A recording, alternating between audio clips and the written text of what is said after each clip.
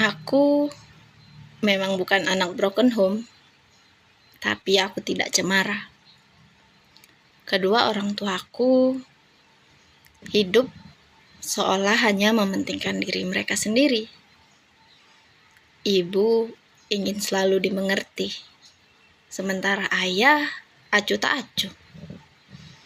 Aku memang bukan anak broken home, tapi juga tidak cemara. Lukaku memang tak sebanding dengan anak-anak broken home di luar sana. Tapi luka adalah luka. Luka itu membuat aku tidak percaya diri. Luka itu membuat aku berpikir bahwa semua laki-laki sama saja. Luka itu mengajarkan aku untuk bisa berdiri di kaki sendiri. Aku memang bukan anak broken home, tapi juga tidak cemara. Halo, aku Ayasa dan kali ini aku bakal bawain sebuah kisah dari salah satu narasumber kita lagi nih. Tapi sebelum lanjut nonton, aku minta maaf banget buat kalian karena beberapa hari ini aku nggak upload. Karena aku sedang memperbaiki mood aku. Karena kemarin itu aku dapat head comment yang nggak ngenakin dan nyerang fisik. Ya namanya manusia pasti sakit hati lah ya kan. Dan aku juga ngerasa kalau head comment itu benar-benar bikin aku down.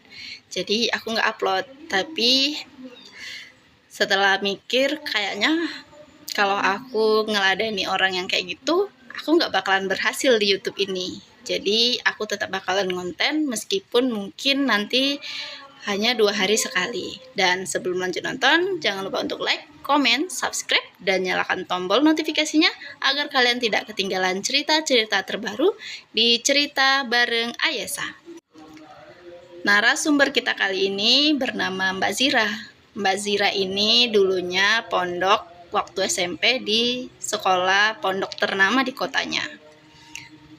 Jadi biaya pondok itu sepenuhnya ditanggung oleh ibunya Mbak Zira, sementara ayahnya adalah penjudi akut yang lebih rela menghabiskan uang untuk berjudi daripada menyekolahkannya. Memang sakit sih, tapi Mbak Zira pikir ibunya ada dan akan selalu ada. Tapi lama-lama seringnya ibu yang mencari nafkah membuat rumah tangga mereka itu tidak harmonis. Jadi Mbak Zira ini tidak cemara, juga tidak broken home, tapi juga tidak bahagia. Berulang kali ibu dan bapak Mbak Zira ini menginginkan bercerai, tapi tidak pernah bercerai-cerai. Ya alasannya anak. Sebenarnya Mbak Zira nggak masalah jika kedua orang tuanya bercerai, karena selama ini dia juga tidak pernah merasakan yang namanya keluarga cemara. Singkat cerita, setelah seringnya bertengkar, Mbak Zira itu memutuskan untuk tidak pondok lagi saat sudah kelulusan. Semata-mata dia ingin keluarganya itu kembali utuh. Awalnya keputusan Mbak Zira ini ditentang keras oleh ibunya. Ibunya menginginkan Mbak Zira itu pondok. Ibunya menginginkan Mbak Zahira itu paham akan agama. Tapi Mbak Zira kasihan sama ibunya. Jadi dia merayu ibunya untuk tidak lagi pondok, tapi tetap sekolah di sekolah Islam. Nah, disinilah saat Mbak Zira tidak lagi mondok, dia melihat bagaimana perlakuan ayahnya yang tidak mengenakan kepada ibunya. Dia juga tidak lagi melihat adanya kebahagiaan di mata ibunya.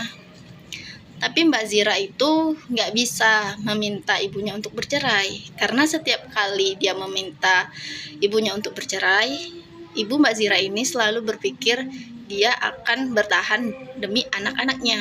Tapi pernah suatu ketika ibu Mbak Zira ini ingin bercerai, tapi ancaman ayahnya membuat ibu Mbak Zira ini mengurungkan niat. Ancamannya itu berupa begini: jika ibu Mbak Zira bercerai bersama ayahnya Mbak Zira ini, mereka akan dibakar di rumah itu tanpa sepengetahuan, mungkin malam hari saat mereka tidur.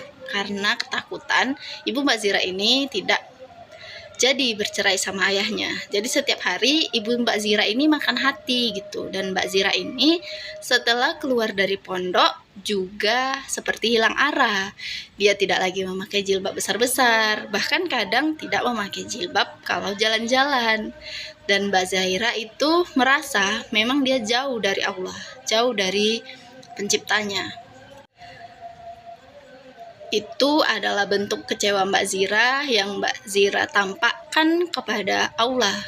Tapi lama-lama Mbak Zira mikir, dia kecewa dan dia menampakkan kekecewaannya itu kepada Allah untuk apa? Sementara Allah sudah memberinya banyak hal yang memang bukan dari keluarganya. Lalu Mbak Zira ini berdoa, semoga suatu saat ayahnya berubah dan tidak lagi berjudi. Tak lama kemudian, doanya itu dikabulkan. Ayahnya berhenti berjudi. Tapi bukan karena pure keinginannya. Tapi karena dia sakit dan dia tidak bisa bekerja lagi.